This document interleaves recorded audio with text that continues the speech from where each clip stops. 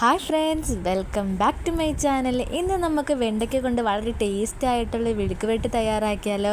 അപ്പോൾ channel subscribe ചെയ്യാതെ കാണുന്നവരാണെങ്കിൽ ഒന്ന് സബ്സ്ക്രൈബ് സപ്പോർട്ട് ചെയ്യണേ. അപ്പോൾ നമുക്ക് വീഡിയോയിലോട്ട് പോകാം. അപ്പോൾ ആദ്യം നമ്മൾ വെണ്ടയ്ക്കൊക്കെ ഒന്ന് കഴുകി ഒന്ന് ക്ലീൻ ചെയ്തെടുത്തിട്ടുണ്ട്. നന്നായിട്ട് വെള്ളം ഒന്ന് തോർത്തിയെടുക്കണം. ഇനി നമുക്ക് ഇതുപോലെ റൗണ്ടിനൊന്ന് അരിഞ്ഞെടുക്കാം.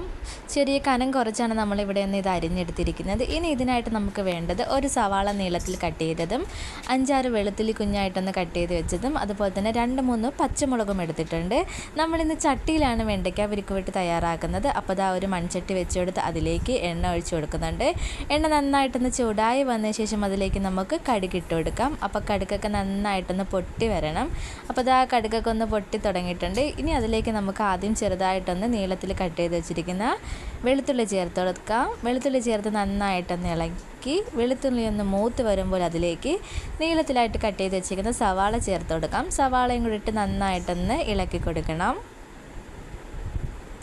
ഇനി സവാളയൊക്കെ നന്നായിട്ടൊന്ന് മൂത്ത് വരണം. അപ്പോൾ നമുക്കിതുപോലെ ഒന്ന് ഇളക്കി കൊടുക്കാം.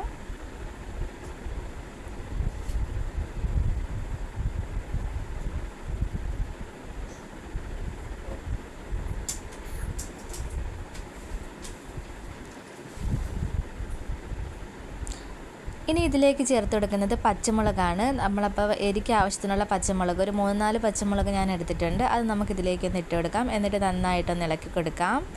അപ്പോൾ ഉള്ളിയൊക്കെ ഏകദേശം ഒന്ന് വാടി ഒന്ന് വന്നിട്ടുണ്ട്. ഇനി ഇതിലേക്ക് നമ്മൾ കട്ട് ചെയ്ത് വെച്ചിരിക്കുന്ന വെണ്ടയ്ക്കയും കൂടെ ചേർത്ത് കൊടുക്കുന്നുണ്ട്.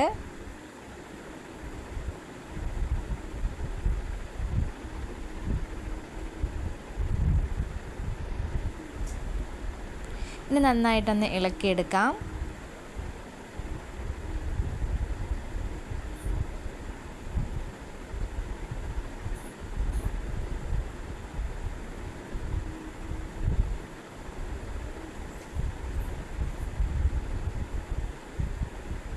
അപ്പോൾ വെണ്ടയ്ക്കയും കൂടെ ചേർത്ത് നന്നായിട്ടൊന്ന് ഇളക്കിയെടുക്കുന്നുണ്ട്. ഇനി നമുക്കൊരു 10-15 മിനിറ്റ് ഇതൊന്ന് അടച്ച് വെച്ച് വേവിക്കാം.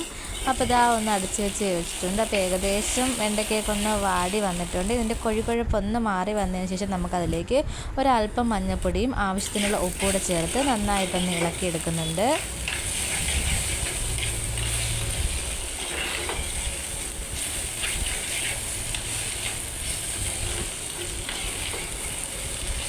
ഇനി നമുക്കൊരു 10-15 മിനിറ്റ് നമുക്കിതൊന്ന് അടച്ച് വെച്ചൊന്ന് വേവിച്ചെടുക്കണം.